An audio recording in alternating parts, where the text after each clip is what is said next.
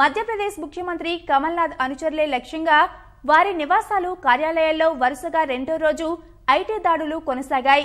విస్తృతమైన వ్యవస్థీకృతమైన ముఠాకు చెందిన లెక్కలు చూపని 281 కోట్ల రూపాయల నగదును గుర్తించినట్లు ఆదాయ పన్ను శాఖ ప్రకటించింది. అందులో కొంత మొత్తం ఢిల్లీలోని ప్రధాన పార్టీ కార్యాలయానికి తరలించినట్లు అధికారులు తెలిపారు.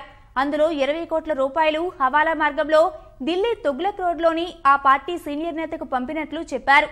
ఈ దాడుల్లో 14.6 కోట్ల నగదు, పులి చర్మాలు, 252 మద్యం సీసాలు, కొన్ని ఆయుధాలు స్వాధీనం చేసుకున్నట్లు ఓ ఆదాయ పన్ను శాఖ ఓ ప్రకటన విడుదల చేసింది. స్వాధీనం చేసుకున్న వాటిలో నగదు వసూళ్లు, చెల్లింపుల వివరాలతో కూడిన డైరీలు, కంప్యూటర్ దస్త్రాలు, ఎక్సెల్ షీట్లు ఉన్నాయి.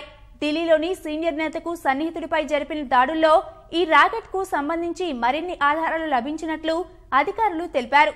230 కోట్ల రూపాయల లెక్కలు చూపని లావాదేవీలు, బోగస్ బిల్లుల ద్వారా 242 కోట్ల చెల్లింపులు, 80 కంపెనీలకు చెందిన పన్ను ఎగవేతలు బయటపడినట్లు వెల్లడించారు.